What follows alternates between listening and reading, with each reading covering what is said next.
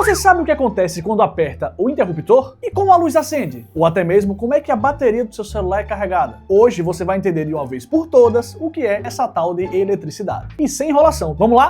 A eletricidade, ela estuda os fenômenos envolvendo o movimento de cargas elétricas. Basicamente, a corrente elétrica. Quando um condutor é submetido a uma diferença de potencial, a famosa DDP, elétrons seguem um certo movimento ordenado, de um potencial para o outro, do maior potencial elétrico para o menor potencial elétrico. Imagine aí uma avenida cheia de carros andando num certo sentido. É mais ou menos isso aí que é a corrente elétrica. Esse movimento razoavelmente ordenado dos portadores de carga elétrica é chamado de corrente elétrica. Lembra, tá? Não necessariamente é uma filinha indiana, é um movimento num certo sentido. Tá, mas afinal, qual é a diferença entre tensão elétrica, corrente elétrica e resistência elétrica? Imagina a seguinte situação. Você tem uma tubulação passando água. Nas extremidades você vai ter aí uma diferença de pressão que vai fazer com que a água circule no interior desse cano. Essa água que atravessa o cano de uma ponta até a outra é a corrente elétrica. E o que é a tal tensão? A tensão é essa diferença de pressão que vai existir numa ponta e na outra. Já a resistência elétrica, o próprio nome já diz. Quem resiste, dificulta. Então vai ser a dificuldade imposta à passagem de água dentro desse cano. Um cano mais grosso, por exemplo, com uma maior área interna, área de secção, vai ter menor resistência. Com mais espaço, mais corrente consegue atravessar. Isso, inclusive, foi equacionado por Ohm, na lei de Ohm. Ela relaciona a tensão, a resistência e a corrente. Para um certo condutor, a razão entre a tensão e a corrente elétrica, se esse condutor for considerado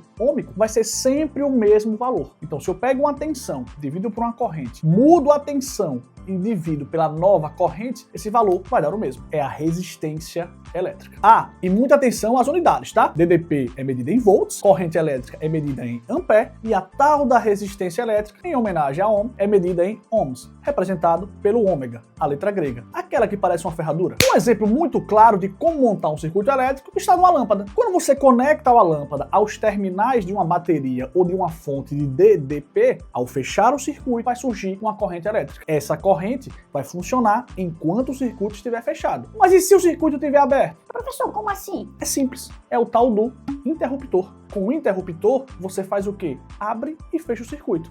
Se você abre o circuito, ele aberto não passa a corrente, a lâmpada desliga. Quando você aciona o interruptor e ele fecha o circuito, passa a circular a corrente e a lâmpada acende. Tudo isso praticamente instantâneo, já que os elétrons se movem muito rápido. E essa tal de resistência elétrica? Afinal, serve para quê? Quando a corrente elétrica circula o interior de condutores, ela vai se chocando com as partículas que compõem esse condutor. A partir daí, esse atrito gera energia térmica, calor, esquenta o condutor. É o chamado efeito Joule. No seu chuveiro elétrico, temos a popular resistência, que na verdade é um resistor, que é um aparelho cuja função é transformar energia elétrica em energia térmica através do efeito Joule. A corrente elétrica, ao circular a parte interna desse resistor, enfrenta a resistência, dissipa calor e, por efeito Joule, esquenta, consequentemente fazendo com que a água saia bem quentinha no seu banho. E se você acha que aparelho elétrico é só ligar e usar, muito cuidado. A energia elétrica pode ser muito perigosa. Um exemplo clássico é encostar em uma parte do circuito ou da fiação elétrica